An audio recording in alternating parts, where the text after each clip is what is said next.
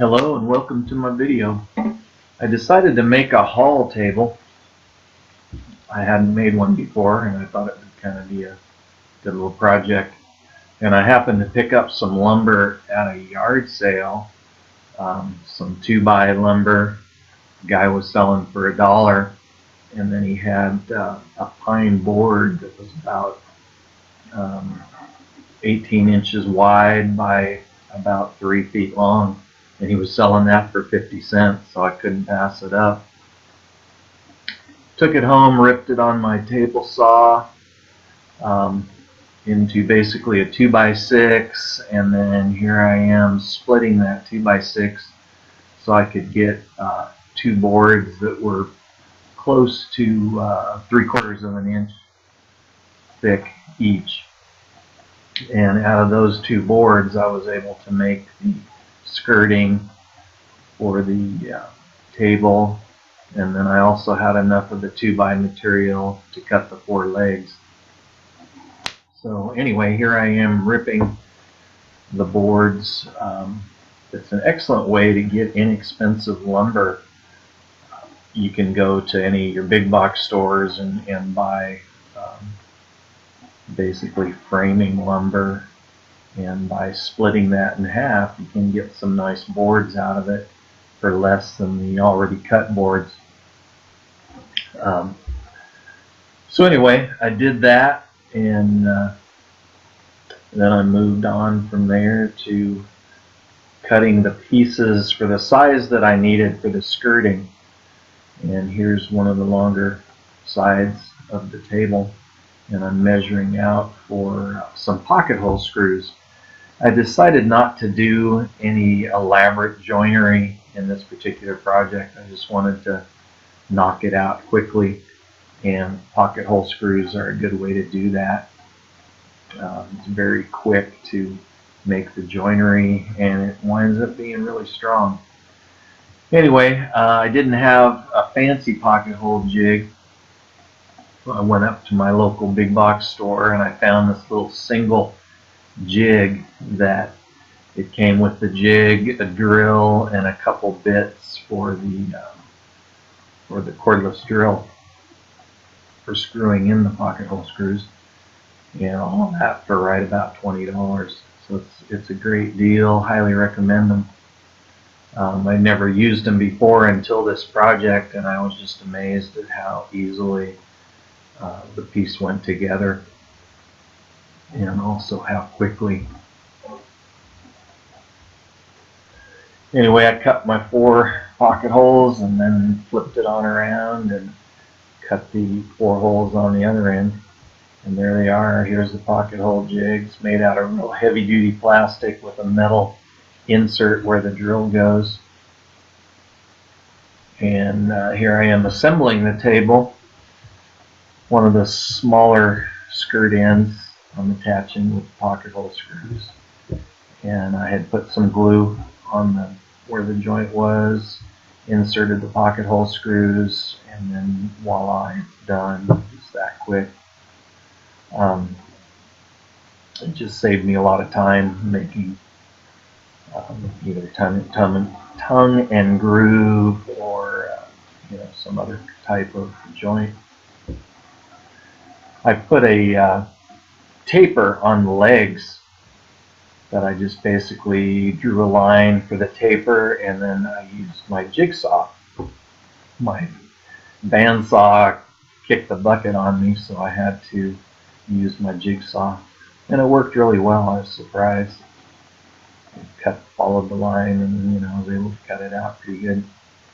I left about 7 inches flat for the skirting to attach, so I'd have a nice flat edge for all 4 corners of the table to attach to. And I use either an old credit card or an old gift card to spread my glue. I found that works really well. It makes it really good for spreading. I've tried using brushes. I don't like brushes on a flat surface. They're great if you have a little recess or a hole you're trying to fill up. Then I wind up using a brush, but I really prefer to just spread my glue with a card. I think it works really well. And here I am attaching some more of the pocket hole screws, and they just pull the work tight. The glue oozes out between the joints, so you know you're getting a nice tight fit, so you really don't need clamps. So the screws will do the trick. I put a clamp on there to kind of hold the leg down, so I didn't have to really worry about holding the leg in piece. And there it is. It probably took me all of 10 minutes to get 3 sides of the table hooked together, glued and screwed. And there I'm wiping off some of the excess glue that spilled out the seams. But here it is. Originally I was going to put some drawers in the front, and then I opted to just make it a simple table, no drawers. That's why the front piece isn't on yet. I was still in the thinking process. I just kind of made this up as I went along. Here's the board that I got for 50 cents. It had actually been a sign that the guy had made for his child's room. Had the child's name on it in wooden letters, and he had just nailed those on with small brads, so I was able to pop them off really easy. Nothing was glued on. So for 50 cents, it made an excellent tabletop. And I decided to make kind of an angled router cut on this inside edge. This would actually be the bottom part of the top of the table. So I made it angling straight out and down, and then I flipped it over and I did a rounded edge for the top edge of the tabletop using a little trim router. I love using the trim routers. They're so lightweight and easy to control. I like them a lot better than my full-size router. Kind of wish I had a router table, but I don't at this point in time. So anyway, routing the edges, there's what's going to be the tabletop. And not bad for a 50-cent yard sale find. I was pretty happy with that. It's amazing what you can find out there, inexpensive. Either old pieces of furniture that can be taken apart and reused as lumber.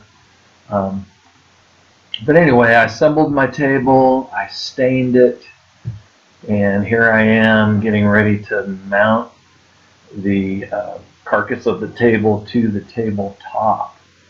And I'm taking measurements. I wanted to make sure all the way around that I had the same measurements side to side and front and back, so everything was nice and even. So I just kind of got out the old measuring device and went around and checked it. Once I got it all squared up the way I wanted it, then I decided to use pocket hole screws to go ahead and attach the tabletop, just to go along with the ease of assembly of this project.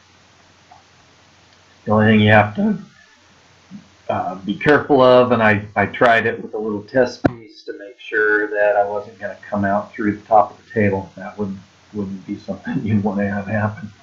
So I got a piece of wood that was the same thickness, set it down, put in a screw, and made sure everything was good to go. And then it was just a matter of putting in the pocket hole screws.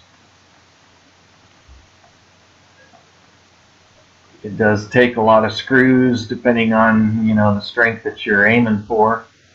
I probably did a little bit of overkill on this one, using 4 screws on each side of the skirting. I could have easily gotten away with 3 and probably even 2.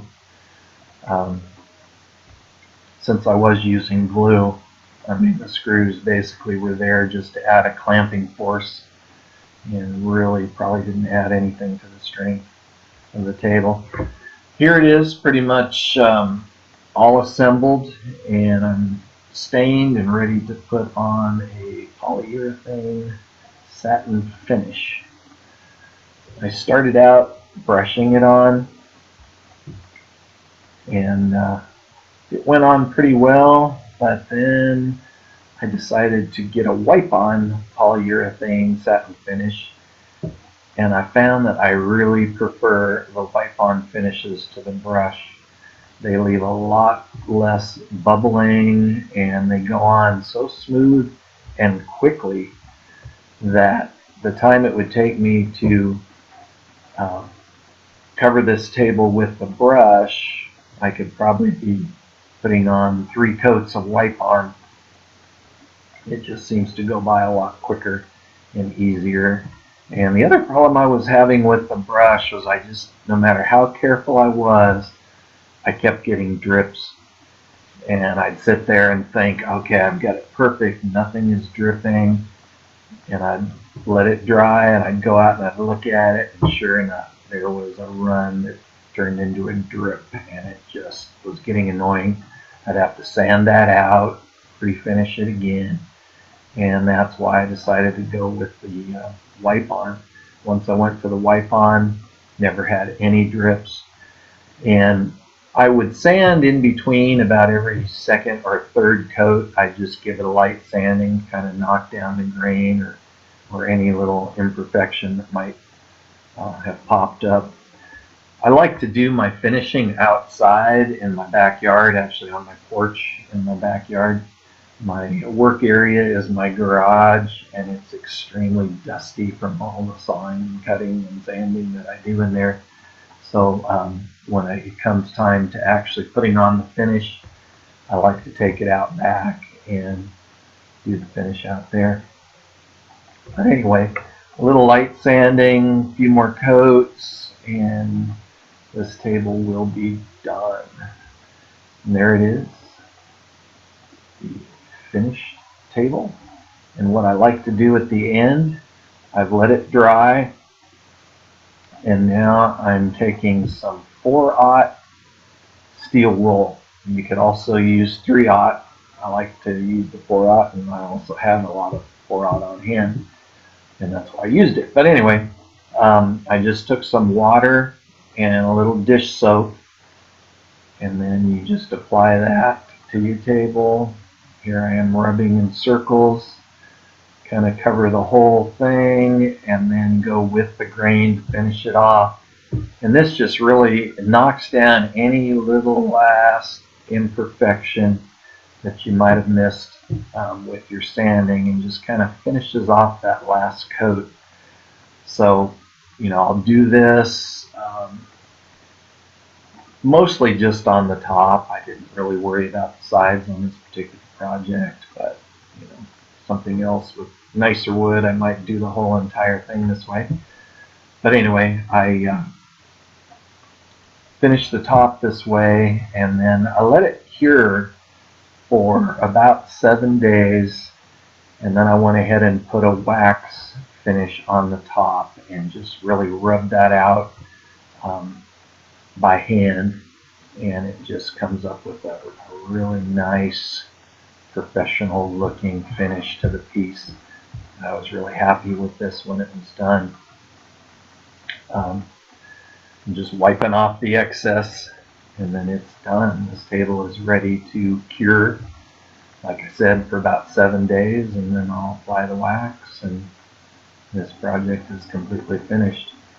All in all, this is a table you could knock out in probably 4 hours, 5 hours of working in your shop. It would be done. So anyway, you might want to give it a try. And here it is, finished table. Thanks for watching, and give me a thumbs up and subscribe if you want. Have a great day and keep on building.